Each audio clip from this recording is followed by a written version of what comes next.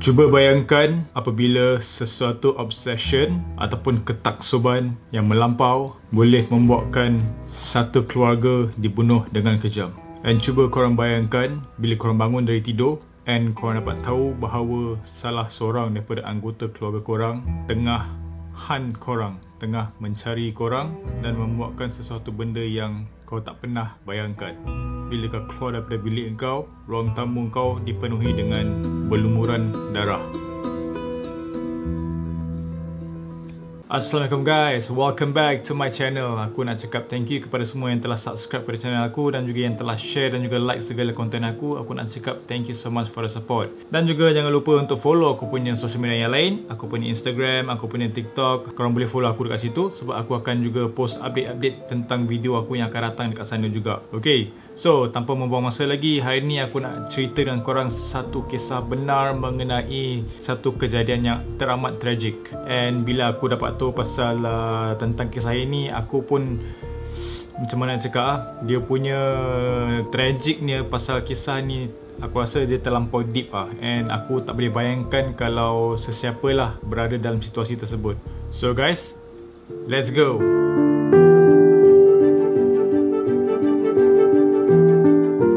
Okay, untuk kisah hari ini dia adalah mengenai satu tragedi yang terjadi kepada sesebuah keluarga. Dan tragedi ini memang aku boleh kata teramatlah tragik. Okay, and aku tak boleh bayangkan kalau untuk sesiapa untuk berada dalam situasi yang macam ni lah. Sebab dia terlampau, aku tak tahu lebih kata terlampau sick memang mental gila weh. So kisah ni dia mengenai dua orang adik-beradik. Okay, dua orang adik-beradik ni mereka mempunyai satu obsession ataupun satu ketaksuban untuk menjadi serial killer. Okay, serial killer tu satulah. Diorang nak menjadi seorang serial killer yang famous. Diorang ni nak, diorang macam mana, diorang punya impen untuk menjadi seorang serial killer yang sampaikan orang akan tulis artikel mengenai mereka sampai tahap macam tu. Dan dua orang adik-beradik ni mereka telah macam mana, diorang nak merancang, diorang nak plan untuk membuat killing spree ni katanya lah. Diorang nak remake balik tentang sesuatu tragedi yang pernah terjadi. So diorang nak remake balik and diorang nak menjadi famous oleh itu. Sebagai aku, mental gila bye. Bila aku sebut pasal obsession budak-budak ni dua orang adik-beradik ni, diorang betul-betul nak mencapai, diorang punya aim untuk memenuhi obsesi diorang ni, dia sampai menyebabkan terjadinya kes pembunuhan keluarga mereka sendiri. Teramatlah tragik. So keluarga yang terpaksa melalui tragedi ni adalah keluarga Bever. Okay, dan dua orang adik-beradik ni, seorang bernama Robert yang berumur 18 tahun dan seorang lagi bernama Michael berumur 16 tahun. So mereka ada 4 orang adik-beradik lagi, okay, yang bernama Crystal, Daniel, Christopher dan juga Autumn. Mereka juga ialah ada ibu bapa mereka iaitu bernama David yang berumur 50 tahun dan juga ibu mereka April yang berumur 42 tahun. Okey, cerita ni bermula tentang satu keluarga ni, keluarga Beaver ni, di mana ibu bapa mereka iaitu David dan juga April, mereka adalah sepasang suami isteri. So dekat rumah diorang ni, diorang macam mana diorang homeschoolkan anak-anak mereka. Okey, semua belajar dekat rumah. Dia tak bagi anak-anak mereka untuk keluar pergi ke sekolah dan juga macam biasalah tuition bagai kan. Dan mereka juga mencuba untuk mengelakkan anak-anak mereka ni untuk bergaul dengan khalayak ramai. Boleh dikatakan diorang ni nak cuba prevent anak mereka ni daripada dunia luar. So bagi aku ini pun macam agak pelik lah. Okay, so disebabkan itu bila mereka terlampau mengongkong anak-anak mereka ni, dia telah mencetuskan satu masalah yang kecil tapi lama kelamaan menjadi satu masalah yang teramat besar dan teramatlah tragik. So anak-anak mereka adalah tanya kan, kenapa nak kena buat macam ni, sampai nak kena homeschool semua, tak boleh mix around dengan orang lain. Tetapi ibu bapa mereka ni memberi pelbagai alasan dan juga sebab lah yang pelik dan tak masuk akal pun ada.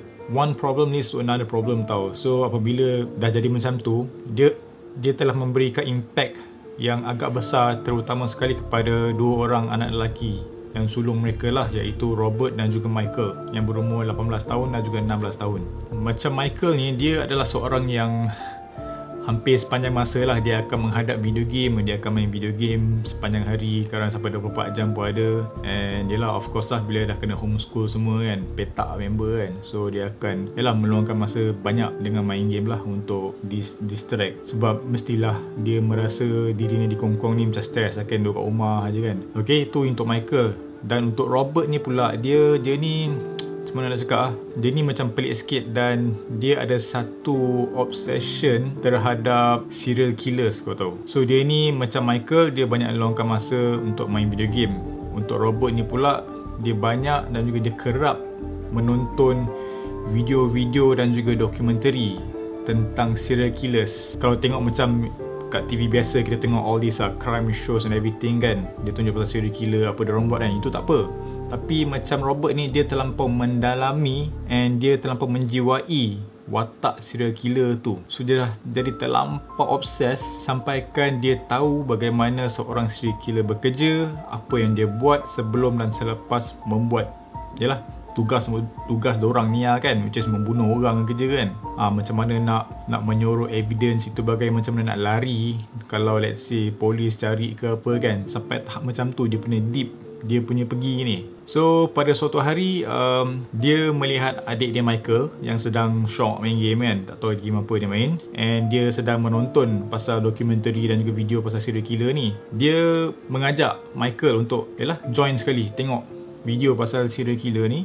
Dan pada masa tu, since dia dah terlampau kerap sangat tengok video pasal serial killer, dia dah tahu serba sedikit dan juga silok belok mengenai serial killer ni. So member dah macam dah pandai sikit lah.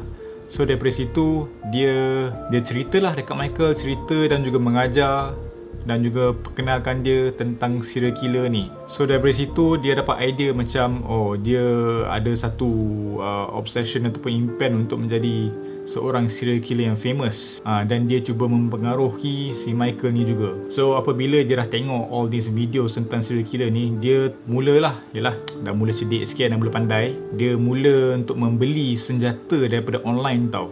Okay, mula-mula dia beli beberapa jenis pisau lipat ke kan, dia dah mula beli. And bila dia dah dapat benda tu, dia happy lah. Dia dapat macam, oh okay, ini senjata serial killer ni kan, so ini macam akan melambangkan serial killer, lebih kurang macam tu dia punya kepercayaan. So sampai tahap macam tu dia punya obsession terhadap serial killer ni. And then lama-lama bila dia dah biasa, dia dah macam expert untuk nak order barang, apa-apa barang yang, apa-apa senjata yang biasanya digunakan oleh serial killer, dia order lah dekat online ni. Dia dengan Michael akan tengok kat online, okay, senjata ni macam best, okay, jom order. Sampai tahap macam tu. So secara kebiasaannya lah kan, secara kebiasaannya bila dia order barang tu, macam biasalah kita order, parcel akan hantar ke rumah. And nama yang didaftarkan ataupun yang telah ditulis dekat parcel tu, which is macam contoh aku order barang, of course nama aku, betul tak? So macam dia ni, benda yang sama juga. Okay, barang-barang yang dihantar tu di bawah nama dia, nak dijadikan cerita lah. Okay, sebab setiap kali bila dia nak buat pembelian senjata ni, dia akan plan tau. Dia akan plan sebab dia kalau boleh, bila dia receive barang tersebut, dia nak pastikan bahawa dia sendiri yang ambil daripada postman yang menghantar parcel tersebut. So dia tak nak sesiapa lah, mak dia ke, bapak dia ke kan. So dia terpaksa plan awal-awal. So nak dijadikan cerita, pada satu hari inilah dia ada order senjata. And dia tahu, dia telah beritahu Michael lah, okay cantik, aku nak order barang ni, and aku tahu time ni mak tak ada kat rumah. Okay, dia dah tahu yang mak diorang takkan ada kat rumah pada tarikh tersebut lah. Tapi boleh pula time tu mak dia tak jadi keluar. Okay, maybe mak dia plan nak pergi bank ke, nak beli barang dapur ke apa kan, tak jadi. Jadi mak dia decide to stay dekat rumah. Kacau lah member punya plan. Member pun jam lah kan, macam mana pula ni kan. So inilah permulaan detik serial killer mereka ni. So apabila itu telah terjadi, dia pun macam cuak lah. And dia cakap kat Michael, macam mana ni kan, aku nak receive barang ni, mak ada kat rumah. Kalau mak yang receive nanti, settle lah kita kan. And of course, kalau betul lah memang kalau barang itu under nama Robert sendiri, apabila dia receive benda tu, mesti mak dia tanya, apa benda yang kau order tu? Sejak bila kau pandai order barang online? kau baru umur berapa? Time tu lah kan. And of course mak dia akan pelik sebab dia telah berusaha untuk mengelakkan anak mereka ni terjebak dengan dunia luar. So bila dah pandai order-order barang daripada tempat lain online ni, dia dah consider as dia dah terjebak dengan dunia luar. And mesti akan banyak persoalan lah nanti. So Robert dia nak elakkan semua benda itu terjadi. Dan guys, apa plan dia lepas ni bagi aku memang mental lah. Aku tak sangka akan keluar daripada mulut seorang anak. Bila tu dah jadi, Robert ni bagi tahu Michael, "Okey, aku ada idea untuk settlekan masalah ini." Michael pun tanya, "Apa benda? Apa plan kau nak buat?" Robert bagi tahu Michael, "Kita terpaksa settlekan mak." Settlekan mak guys. Maksudnya dia dah plan untuk membunuh mak dia semata-mata tak nak kantoi dengan barangan yang dibeli olehnya itu. Okey, sick. Bagi aku sick gila lah. Mental yang teramat sangat. Jadi apabila Robert berkata macam tu dekat Michael pula tanya, "Dah macam mana plan kau nak buat macam tu? Kau nak bunuh mak bagai?" Dan Michael dia tiba-tiba otak dia tak tahulah, dia dah mula mendalami jiwa serial killer ni. Dia dah mula berfikir sebagai seorang serial killer yang sentiasa ada plan, sentiasa one step ahead. Lebih kurang macam tu. Jadi Robert dia memanggil adik dia iaitu Crystal yang berumur 13 tahun, berada di bawah. Dia memanggil Crystal untuk naik ke bilik, dan apabila Crystal naik ke bilik, Robert bagi tahu si Crystal ni, Michael tengah main game. Cubalah tengok dia nak tunjuk kau something tu dekat komputer dia. Dia cakap game tu memang menarik, mungkin kau akan suka game ni. So Crystal pun of course lah, kanak-kanak kan dengan video game mestilah excited. And then lagi-lagi bila abang-abang dia ajak join sekali, dia pun pergi macam contoh, aku ni Michael, aku tengah main game. So Crystal dia datang ke belakang kerusi Michael lah untuk jenguk macam tu kan. Tengok game apa abang tengah main. So apabila Crystal datang ke arah Michael, Robert daripada belakang mengambil sebilah pisau dan mengelar leher Crystal. Kau bayangkan adik sendiri tak tahu apa-apa, yang innocent, yang dia fikir, "Oh, hari ni aku nak main game dengan abang-abang aku." Sekali kena kelar leher, brother. Okey, bukan itu saja. Lepas kena kelar di leher, Crystal terkejut dan Crystal melawan balik lah. Of course lah melawan, sakit. Dia lawan balik Robert. Tanpa fikir panjang, Robert terus menikam belakang dan juga bahagian bahu si Crystal. Dan Crystal semestilah menjerit yang dalam keadaan yang kesakitan yang amat sangat lah. Okey, so bila itu terjadi, mak dia dekat bawah dengarlah apa benda pula ni yang budak-budak ni buat dekat atas. Lagi-lagi bila dengar anak perempuan ni punya suara sedang menjerit dalam kesakitan, mak dia rushing terus bergegas naik ke atas. Dan pada masa itu, itulah plan Robert sebenarnya. Dia tahu mak dia akan naik ke atas, so dia dah standby. Okey, so apabila mak dia dah naik ke atas, dan mak dia masuk je ke bilik dan nampak Crystal terbaring atas lantai dalam kesakitan, mak dia terkejut. Dan pada masa itu, dengan cepatnya dalam sekelip mata, Robert terus menikam mak dia sendiri di bahagian badan, di bahagian perut dan juga di bahagian leher, bertubi-tubi non-stop sampai mak dia rebah di atas lantai dan mak dia meninggal dengan serta-merta pada ketika itu. So okay, fine. Itu plan Robert. First plan dia dah menjadi. So dia pun dah membuat-buat lah, okay, aku punya plan menjadi sebagai serial killer. So pada masa yang sama, apabila mak dia telah rebah, jatuh dan meninggal, so pada masa yang sama, Crystal yang sedang cedera parah, dia mencuba untuk merangkak keluar daripada bilik. Apabila dia keluar dari bilik tu, of course lah dia nak keluar dengan cepat sebab dia nak melindungi adik-adik ni yang lain, iaitu Daniel, Christopher dan Autumn. Autumn tu berumur 2 tahun, bayi lagi yang berada di biliknya. So apabila dalam keadaan kelang kabut macam tu, bapak dia, David, dia terdengar lah apa yang kecoh sangat dekat bilik budak-budak ni, menjerit semua kan, macam dah rusuhan dah, dia kata. So bapak dia ni pun pergi ke arah bilik Robert dan juga Michael. And semasa David ataupun semasa bapanya sedang mengarah ke bilik mereka tersebut, Robert sempat mencapai dia punya busur dan juga panah, dan dia telah memanah ke arah bapanya di bahagian perut dan dada sebanyak 2 kali. Gila guys. Bapak dia tak tahu apa-apa, sedang bapak dia tengah nak menidurkan adiknya Autumn di biliknya sendiri.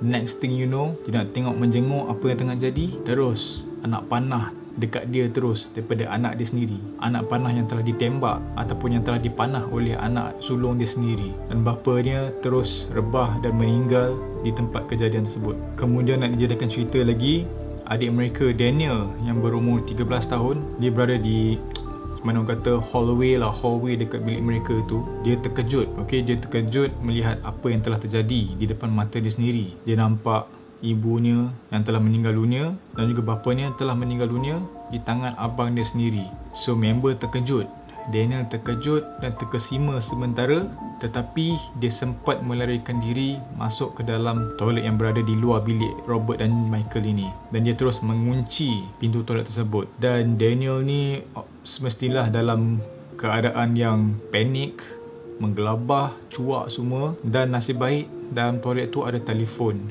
So dia dalam keadaan takut dan juga risau, dia terus menghubungi 911. So dia berjaya menghubungi 911 dan pihak polis ataupun pihak 911 tersebut ada mengangkat dia punya call lah. And so Daniel ni dalam, yelah, cakap pun of course lah bergetar-getar semua dalam keadaan menakutkan. Polis tu tanyalah apa masalahnya, dan dia pun menceritakan semua yang mengatakan bahawa ibu bapa dia telah mati dibunuh oleh abang dia sendiri. And tapi sebelum dia nak bagi full story kepada pihak polis tersebut, abang dia Michael di luar pintu mengetuk pintu dan juga merayu untuk Daniel buka pintu toilet tersebut. Dan Michael ni beritahu kepada Daniel lah bahawa Robert sedang untuk membunuh dia juga. Dia cakap, tolonglah buka pintu Daniel, Robert nak bunuh aku ni, tolong selamatkan aku. So Daniel pun of course lah, dia seorang adik and dia kesian lah dekat abang dia. And dia pun risaulah dekat keadaan abang dia kan. Kok tiba-tiba nak kena tikam muka daripada Robert kan. Tapi yang sedihnya guys, Daniel tak tahu bahawa Michael sedang mempengaruhi Daniel untuk membuka pintu. Dan sebaik sahaja Daniel buka pintu, kedua-dua abangnya terus menikam Daniel di bahagian perut, di bahagian belakang dan juga di dada.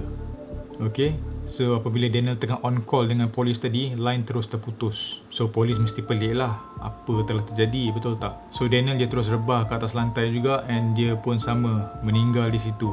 So apabila mereka telah membunuh Daniel, Robert dia punya fokus beralih kepada adik mereka Crystal. Crystal dia masih mencuba untuk melarikan diri.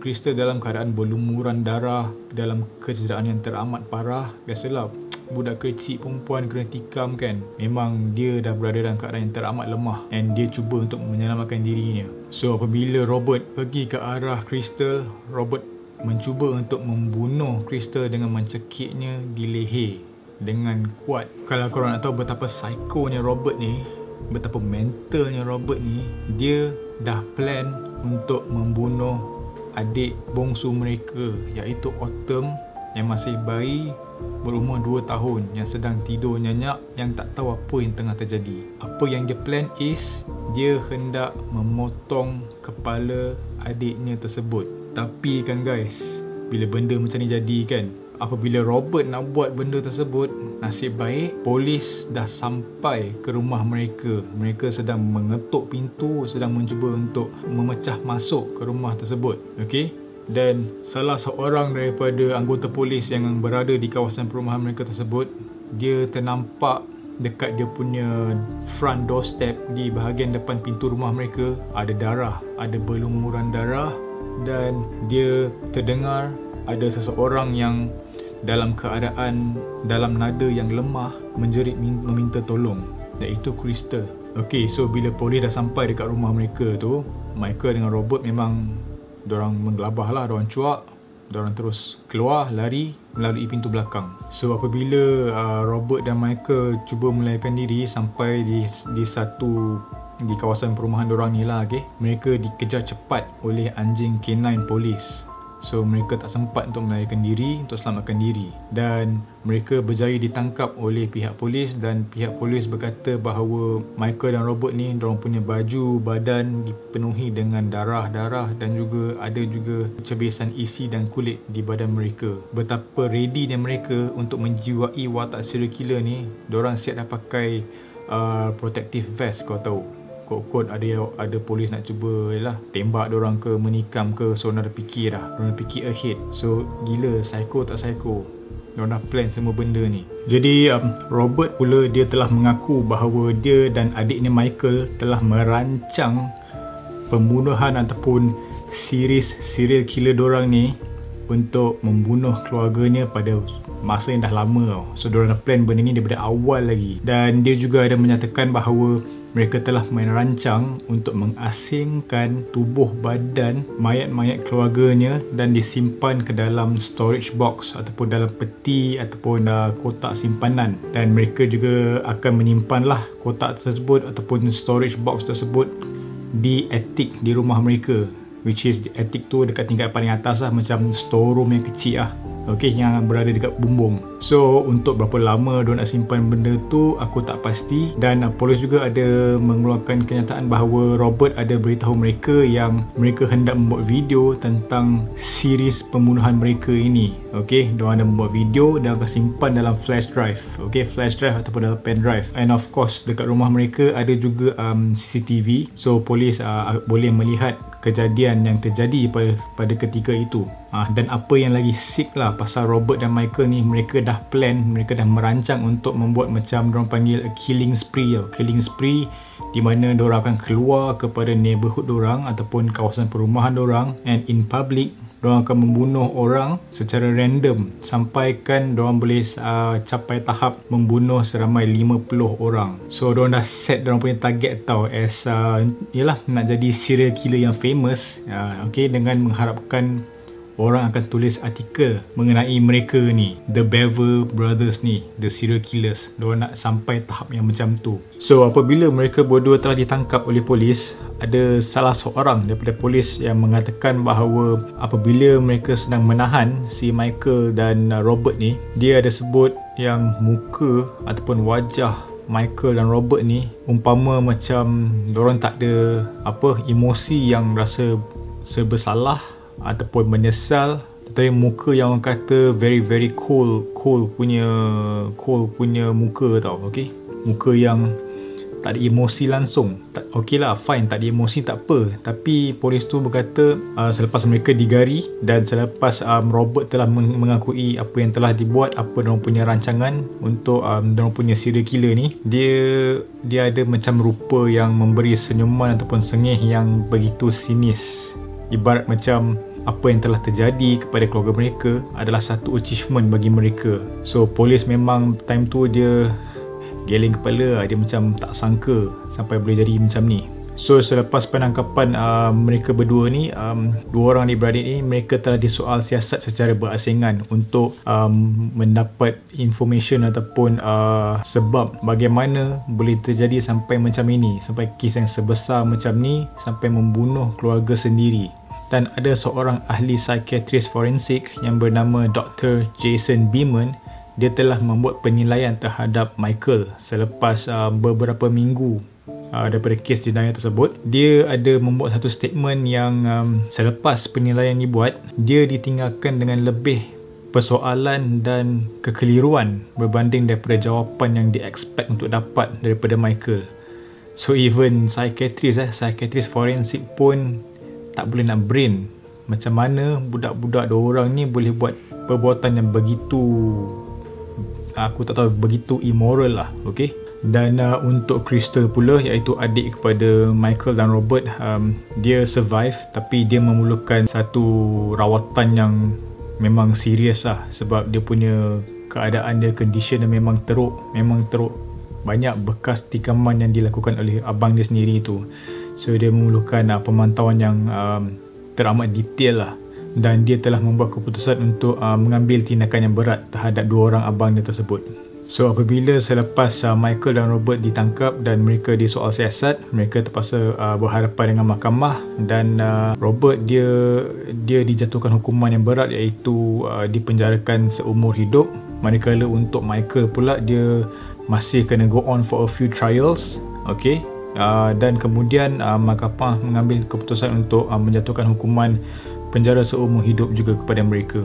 So bagiku, this is a very very sick punya perbuatan lah. Memang tak boleh. Dari segi morally memang jahanam lah. So kejadian pembunuhan oleh adik-beradik si Robert dan juga Michael ni terjadi di Broken Arrow, iaitu di tempat ataupun di kawasan mereka tinggal. So lepas kes ni terjadi, dia keluar berita di Amerika Syarikat, kes ni dipanggil sebagai The Broken Arrow Killings lah.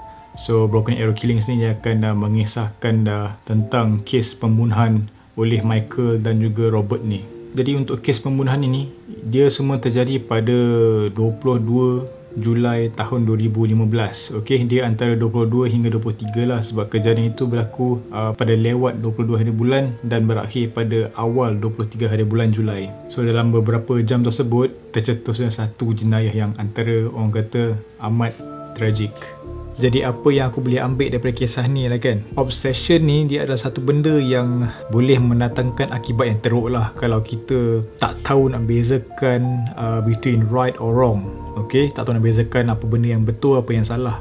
Okay, so macam kes Robert ni, dia punya obsession terhadap serial killing ni memang teramat salah lah. Okay, macam Michael tu pada awalnya tak apa.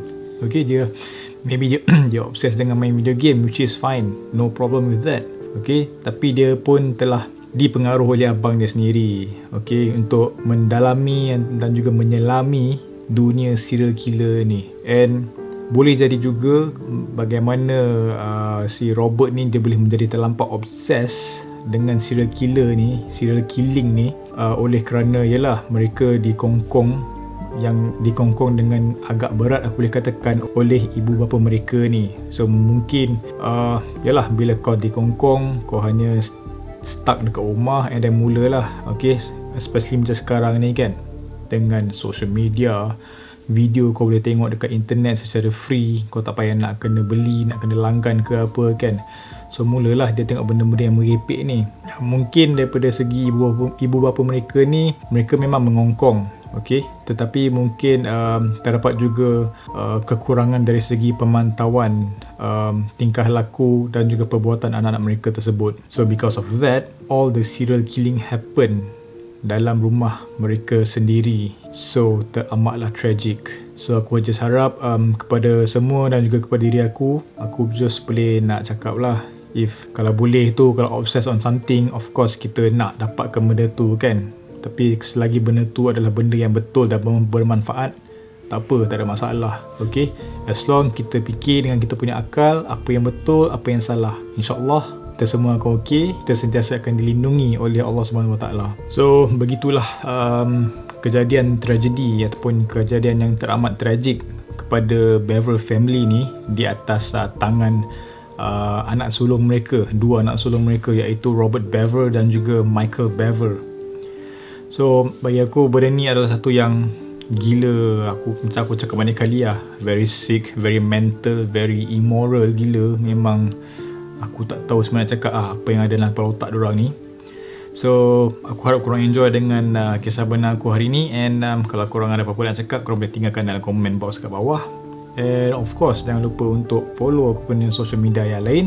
Okay, follow aku punya Instagram, follow aku punya TikTok. Dan kalau korang suka konten aku ni, korang boleh like dan juga korang boleh share konten aku kepada kawan-kawan korang dan juga family korang. Dan juga of course kalau aku ada tersalah cakap, aku ada tersalah info, dan jika aku ada menyinggung perasaan sesiapa, aku minta maaf. Okay, sebab bagi aku kisah kali ni macam agak sensitif lah boleh katakan. Okay, sebab dia ada melibatkan je lah kes pembunuhan ibu dan bapa dan juga adik-beradik kan. So thank you guys for the support. Thank you kerana layan aku punya video ni daripada awal sampai habis. I really appreciate your support. And aku look forward for the next content for you guys. Okay, as always guys, never stop creating. I will see you in the next video. Stay safe, take care, stay healthy. Assalamualaikum. Bye bye guys.